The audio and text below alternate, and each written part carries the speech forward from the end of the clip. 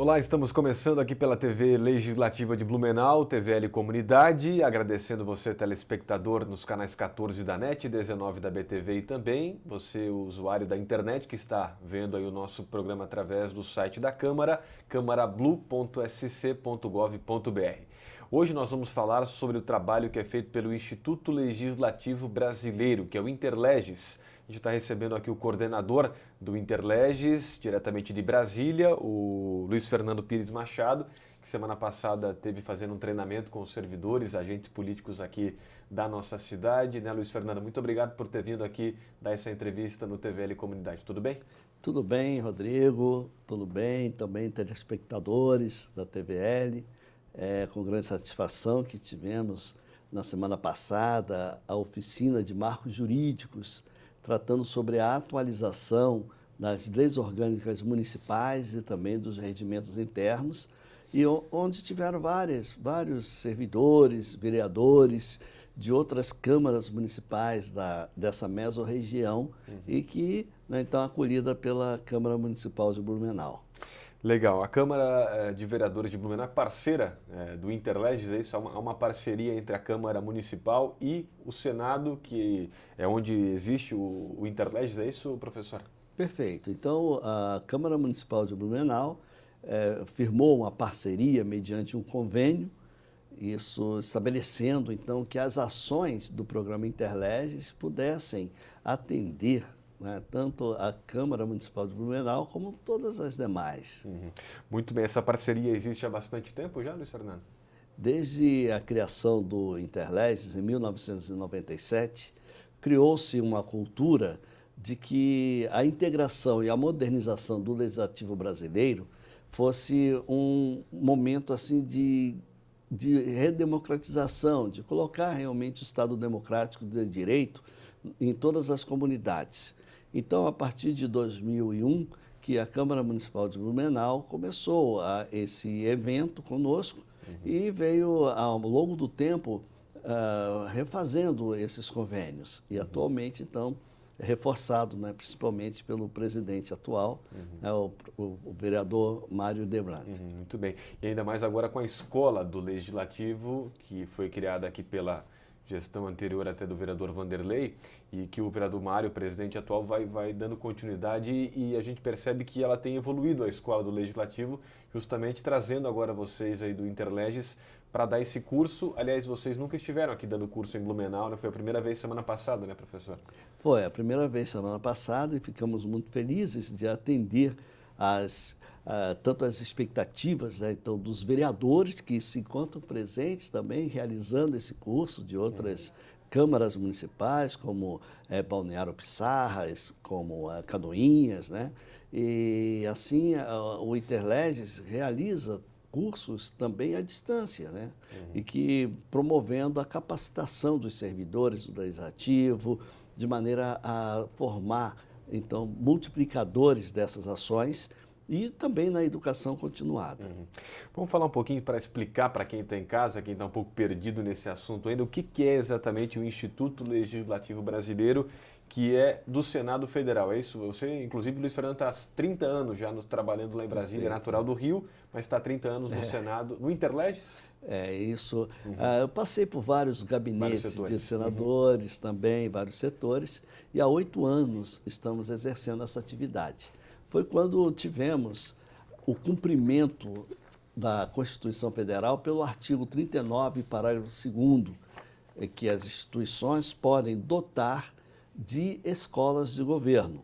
E o Instituto Legislativo Brasileiro hoje é considerado a escola de governo, há cursos de pós-graduação lato sensu credenciados pelo MEC e com isso, então, temos a formação da comunidade, tanto dos servidores do Senado Federal, como também de outros servidores de câmaras municipais pelo Instituto Legislativo Brasileiro, que faz parte da rede de escolas de governo, junto com a Escola Nacional de Administração Pública, de Administração Fazendária, enfim, são diversas outras escolas que participam, né, então, dessa rede. Muito bem. Você, professor, é um dos instrutores, é isso? Até para o pessoal te conhecer, qual que é a tua formação, professor?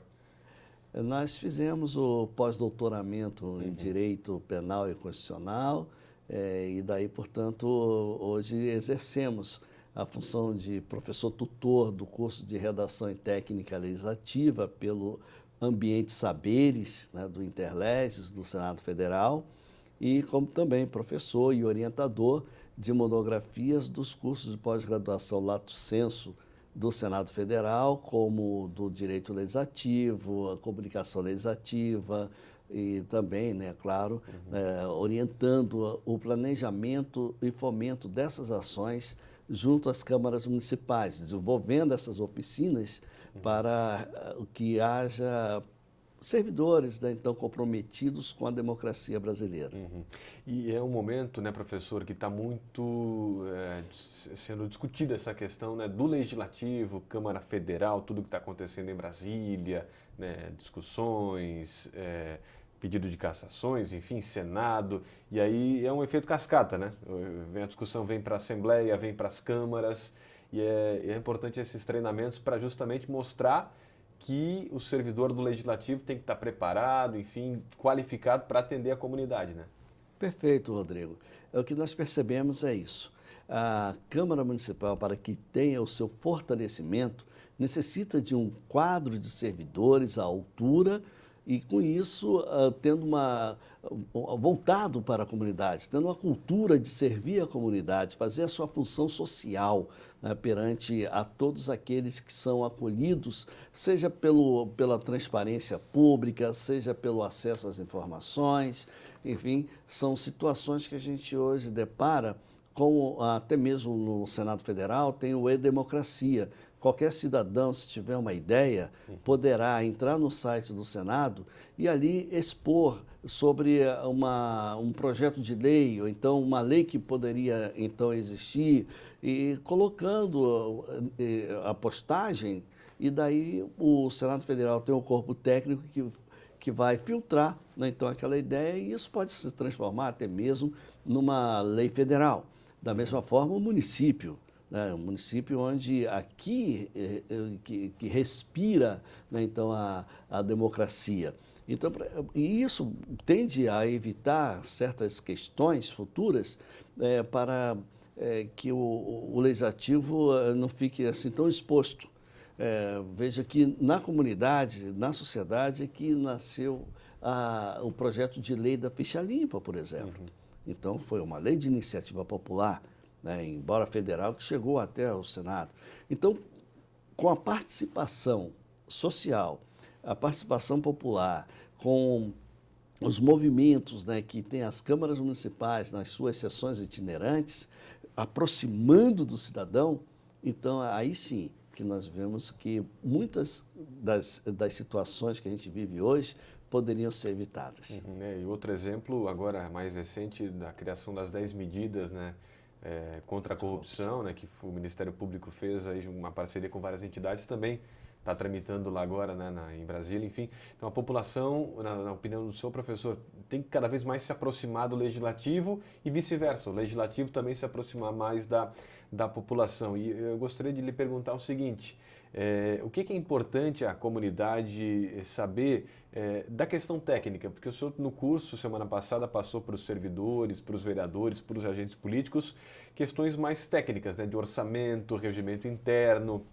legislações, né, marcos jurídicos, mas a população pode estar se perguntando, o telespectador, o que isso tem a ver com o meu dia a dia, né? Enfim, mas é importante que as pessoas também tenham pelo menos um pouco de noção e entendam o que está acontecendo nas sessões ordinárias, nos debates, nas reuniões, professor? Perfeito, Rodrigo. No momento em que o cidadão perceba qual é a função do seu vereador, porque o cidadão colocou o vereador ali, né, no exercício do seu mandato durante 4 anos, que o vereador ele tem a sua função legislativa, até mesmo por conta do seu papel institucional. Ele é inviolável por suas palavras, por suas opiniões, pelos seus votos. No momento em que ali é apresentado um projeto de lei, que estará discutindo, que estará proferindo o seu posicionamento pela aprovação, pela rejeição. Da mesma forma, o papel fiscalizador das contas, né, que são levadas ali né? Então, julgar as contas do prefeito, julgar as contas da administração, isso, claro, com auxílio do Tribunal de Contas do Estado, saber o cidadão que o papel do próprio vereador é de também julgar, né, as situações onde envolve os próprios vereadores, na falta de decoro, da ética, até mesmo nas infrações políticas administrativas que tenha cometido ali o prefeito, o vice-prefeito. Quer dizer, é uma responsabilidade que o cidadão tem em colocar o vereador como seu representante, como representante eleito, assim constituído, e que possa, dessa maneira, então, exercer o seu papel esperado. Agora, essa aproximação dependerá bastante do cidadão comparecer, como nós falamos na semana passada, né, nas alterações da lei orgânica e do regimento, comparecer nas audiências públicas. Veja, quando há um plano diretor a ser discutido dentro da Câmara Municipal, é papel dos vereadores chamar a população, compareçam, venham aqui discutir. Mas a própria população não tem tanto interesse.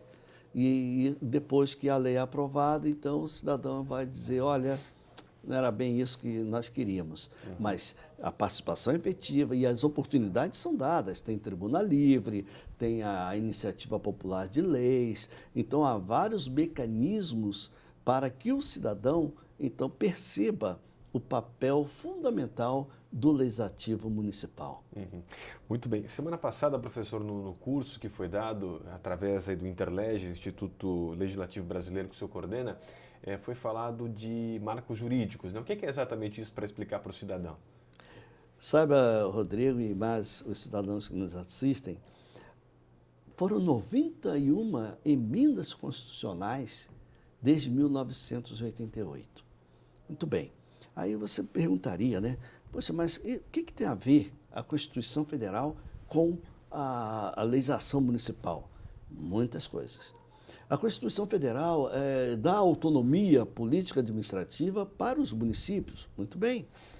Ao mesmo tempo, exige que o município tenha a sua legislação própria, a sua lei orgânica municipal. Com isso, pelo menos 52 daquelas 91 emendas constitucionais afetam direta ou indiretamente a legislação municipal. Então, o que acontece? A lei orgânica do município fica atrasada em relação ao avanço das normas constitucionais. Isso cria uma insegurança jurídica para o cidadão. A Constituição Federal vai avançando e as leis orgânicas ficam para trás. Não acompanham. E com isso, então, impacta principalmente na remessa de recursos federais para o município. Porque chega lá, cadê o plano municipal de saneamento básico? Não temos aqui no município. Então, um projeto sobre saneamento básico que deveria chegar ao Ministério das Cidades e lá serem aportados recursos para o município, não vai poder, porque não tem a legislação que trata sobre esse assunto. É só um dos exemplos. Então, para que também não tenha leis, né, que venham a ser impactadas inconstitucionalmente, então é preciso ter o espelho da Constituição. É o chamado princípio da simetria, né, que esse reflexo nas legislações municipais devem ser atendidos. Muito bem. E regimento interno, professor? Isso também é uma questão, né, bastante discutida entre os vereadores, principalmente, quando alguém tem que usar tribuna livre ou ocupar algum espaço, audiência pública. É muito parecido o regimento interno do Senado, por exemplo, da Câmara dos Deputados com as câmaras municipais, como a nossa aqui, por exemplo? Tal qual nós vimos por todo o Brasil e várias outras oficinas que nós realizamos no estado do Acre, no Mato Grosso do Sul, em Minas Gerais, aqui em Santa Catarina, no Paraná também. As peculiaridades locais é que vão identificar aquela lei orgânica do município. Com isso, podemos, no nível assim, vamos dizer, de casa legislativa, que cada regimento vai tratar do seu assunto específico. Então, é bem verdade que a população deve saber que o regramento das atividades do vereador contidas no próprio regimento interno faz com que o seu exercício do mandato seja legalizado, por assim dizer.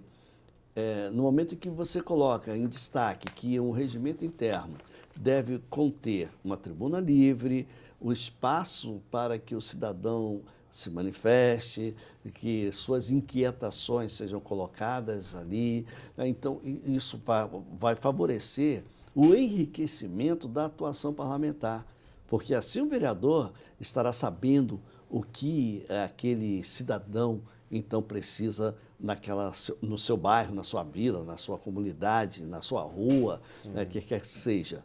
Então o vereador ele presta um serviço de alta relevância para a sociedade. E nós cremos, então, na causa municipalista para que o Brasil vá adiante. Que bom, esse é o olhar que o Senado tem, legal esse reconhecimento, né, do Legislativo Municipal, que vocês estão lá na esfera federal, que é o ponto mais alto, né, do Legislativo, aí tem as assembleias, tem os municípios, e a gente percebe aqui localmente, professor, o senhor que coordena aí o Interleges, que é o Instituto Legislativo Brasileiro, por parte dos vereadores, principalmente, que há muitas restrições na questão de legislação mesmo, né? Porque os vereadores reclamam com frequência de que são muitas vezes impedidos de fazer muitas leis, né? Porque a Constituição Federal acaba restringindo essa atuação mais para os senadores, para os deputados, enfim, leis federais, ao invés de leis municipais, né? Queria ouvir um pouquinho a sua opinião sobre isso, professor, sobre essa questão de poder fazer leis, os vereadores menos, mas os nossos parlamentares federais muitas vezes têm essa possibilidade ampliada, né, diríamos assim. É verdade, Rodrigo. É um estudo que muito me apaixona pela legística. A legística é um ramo da ciência da legislação que surgiu há cerca de 10 anos na União Europeia. O levantamento do legislador europeu, e que nós temos como referência, é de que a preocupação em inflar, né, então, o cidadão de tantas leis e dessas leis, então, não ter nenhuma obediência. Nós levantamos que o Brasil hoje possui mais de 4 milhões de leis. A Constituição diz que ninguém pode alegar o desconhecimento das leis. Então, se formos verificar em municípios que têm, assim, cerca de 10 mil leis, né? 20 mil leis, ora, isso gera o quê? Uma crise das leis. E a legística se ocupa da qualidade das leis que tem um impacto social positivo. Então, o vereador, ele fica tolhido realmente com tantas questões, né, que a Constituição ali limita, mas ele deve ser criativo em propor leis que realmente atendam às necessidades da população, que realmente venha suprir uma lacuna, né, que a população tanto deseja daquele seu vereador. Então, é lógico, fazer leis por leis não é o objeto maior, né, então, que tem o legislador, mas primamos para isso, né, até que a população se manifeste no sentido de que criem observatórios das leis e verificar, né, realmente o papel do vereador, né, como condutor do processo legislativo dentro das casas legislativas. Até para que as pessoas, o telespectador, entenda, professor, o que cada um pode legislar, especialmente aí pegando o deputado federal, senador, deputado estadual e vereador. Porque o senhor falou em limitações e cada um pode atuar ou legislar em áreas específicas muitas vezes, né? Isso é importante que as pessoas saibam, né? Perfeito. A gente pode trazer aqui, principalmente sobre a questão dos tributos, né? É fundamental que a população entenda que o legislador federal conseguiu hoje fazer mais de 30 mil leis apenas sobre tributos. Isso vem, vamos dizer, reverberando no legislador estadual e no legislador municipal. Então, à medida que mais leis sejam colocadas, então isso aí vai impactando, né, todo o ordenamento jurídico. E nós nos baseamos bastante nas jurisprudências do Supremo Tribunal Federal, na doutrina e bem como nas decisões do Tribunal de Justiça dos estados onde realizamos essas oficinas, né? Então, o que o legislador federal ele tem lá nas atribuições, né, contidas na Carta Maior, que restringem até mesmo aos deputados estaduais e também aos vereadores, no tocante às questões nacionais maiores, então isso realmente inviabiliza o legislador estadual e o municipal de agirem. Mas não podemos trazer como exemplo que há diversos fatores que o legislador ele pode ali, no caso, ter a sua participação. Principalmente quando legislar sobre assuntos de interesse local, que aí o estadual não pode se envolver, nem tampouco o federal, né, suplementar a legislação federal, a estadual, naquilo que couber. Então, se há uma lacuna deixada pelos legisladores mais de outras esferas, o legislador municipal pode atuar como no horário de funcionamento do comércio local, como na instalação de antenas de telefonia, isso porque vai afetar o uso e ocupação do solo. Então, com isso, o legislador ele tem a sua particularidade, ele tem espaço para ele. Deve ser criativo, porque a arte de fazer leis não é para qualquer um, né? Então, que os vereadores tenham sucesso em seus mandatos e possam progredir, né, para que as leis tenham a sua verdadeira efetividade.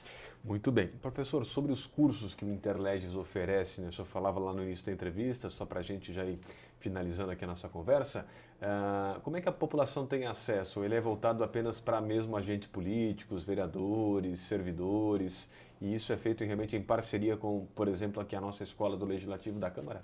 Isso, em parceria com a Escola do Legislativo da Câmara, então, e a comunidade aberta em geral, aos vereadores, aos servidores, dependendo da área de interesse, nós temos no nosso site saberes.senado.leg.br e que os cursos são desde orçamento público, licitações de contratos, redação técnica legislativa, ciência política, direito constitucional, direito administrativo. É um rol de mais de 40 cursos, com tutoria ou sem tutoria, e à disposição, então, da comunidade em geral. Fica essa dica aí, né, para os telespectadores. Fica essa dica. Importante, isso. Né? E vocês viajam aí por todo o país. Nós temos uma equipe muito reduzida e precisamos formar multiplicadores. Então, a intenção maior que foi no curso que ocorreu semana passada aqui em Blumenau foi de formar aqueles vereadores, formar aqueles servidores para que possam disseminar esse conhecimento. Então, replicando o que adquiriram na atualização de marcos jurídicos, na atualização da lei orgânica municipal, também na revisão dos regimentos internos para outras câmaras municipais. Então, e como um investimento baixíssimo, né, então, e daí se pode, né, com o próprio recursos humanos que tem a Câmara, esse recurso humano, então, replicar, né, esses conhecimentos, levando para outras câmaras aqui da região. Professor Luiz Fernando, não queria encerrar nossa conversa antes de falar de orçamento público, que agora, segundo semestre, principalmente aqui na Câmara, pelo menos municipal, é um dos projetos mais importantes, que é o exercício financeiro aí para o ano que vem, a projeção já dos próximos anos, né, do orçamento, para explicar para quem está em casa o que é o orçamento público que passa, né, pelos legislativos. Muito bem. Nós temos até uma novidade, né? A emenda constitucional número 86 de 2014 dotou essa figura do orçamento como ele sendo impositivo. O orçamento impositivo seria dentro daquilo que foi estabelecido e que o gestor público não poderá, vamos dizer, desobedecer. Então, aquilo que o legislador ele aprovou né, tanto na Lei de Diretrizes Orçamentárias e bem como na Lei Orçamentária Anual. Então, a efetividade então, do orçamento impositivo é na aplicação dos recursos destinados para aquela política pública que foi considerada. Ou seja, é sabido que metade desses recursos devem ser direcionados para a saúde. Então, o gestor público ele deve ter a sua responsabilidade em colocar aqueles valores, né, então, que foram ali admitidos na legislação orçamentária para aquela política pública de saúde. Assim como a educação, que tem que se aplicar um mínimo de 25% então, do que é arrecadado, né, então, na educação. E outros também, né, outros campos, né, então, de atuação, né, que tem os municípios. O orçamento, a gente poderia até dizer aquilo que ocorre com o nosso dia a dia. Ora, se eu tenho tanto que eu recebi, eu tenho um limite para gastar. Eu não posso ultrapassar aquilo ali, né? Então, e remanejar verbas é algo perigoso. Então, se você remaneja, se você desvincula, então, aqueles valores que foram atribuídos a determinada atividade, então acaba tendo a pedalada fiscal, né? E isso daí compromete, né, então, o gestor público, principalmente porque ele vai ter que descobrir, vamos dizer, tirar de um lugar e descobrir outro. Isso aí é perigoso, né? No cenário nacional a gente tem vivido isso. Então, de certa maneira, estamos já numa nova dimensão do orçamento público no Brasil. É verdade que se aquele que estiver investido como prefeito da cidade, ou então governador, presidente, na época de sua campanha, ele estabeleceu determinados critérios para, quando estivesse no mandato, exercer aquele papel. Ou seja, é o chamado plano de metas. Então, ele coloca lá, né, na Justiça Eleitoral, que eu vou, então, cumprir esse expediente de políticas públicas. Muito bem, né? Então, ele terá o prazo de 180 dias no primeiro ano de seu mandato para encaminhar até a Câmara Municipal aquele plano de metas. Então, daí, estabelece-se já uma condição para que ele venha agir em cima daquilo. Está previsto aonde, professor? Isso, então está previsto dentro da Emenda Constitucional número 86 de 2014, que alterou a Constituição Federal. Orçamento positivo. Então, assim, obviamente que o gestor público, no primeiro ano de mandato, apresenta o seu plano plurianual, que é o PPA. Então, para uma etapa de 4 anos. E a cada ano, então, há o projeto de lei de diretrizes orçamentárias, que deve ser votado no primeiro semestre de cada ano também. Nesses planos, professor, para explicar para o pessoal de casa, o município já prevê, por exemplo, quanto que espera arrecadar com os tributos? Se faz uma estimativa. Estimativa. Além dessa estimativa, é claro, né, que existe uma oscilação da economia, então é preciso prever dentro das receitas e as despesas que haja um balanceamento, né? Então, por isso que há os balancetes, né, mensais que devem ser transparecidos para a sociedade, porque isso a Lei de Responsabilidade Fiscal também assim o faz, que em tempo real, né, então, o que for de gastos, né, então, de todos os órgãos públicos colocados na rede mundial de computadores, então, no próprio sítio, então, das casas. Então, como bem dissestes, precisa ter o gestor público essa preocupação, né, de atender a esse plano de metas que foi colocado pela Constituição Federal. Para a gente fechar aqui, professor, já agradecendo sua presença aqui, parabéns pelo treinamento da semana passada, e você, seus colegas aí de Brasília, do Senado, do Interleges. Já que o senhor é apaixonado aí pela legística, esse é o nome correto? Legística. Qual é a lei, na opinião do senhor, que, enfim, a mais importante ou a que mais impacta na vida do cidadão, se é assim que dá para dizer, ou a que mais lhe encanta, a lei que mais lhe encanta, e se pudesse, que lei, né, esfera nacional, aí talvez se o senhor tivesse condição, qual é a lei que o senhor acha que deveria ser alterada, né, ou mudada para melhorar a vida do cidadão?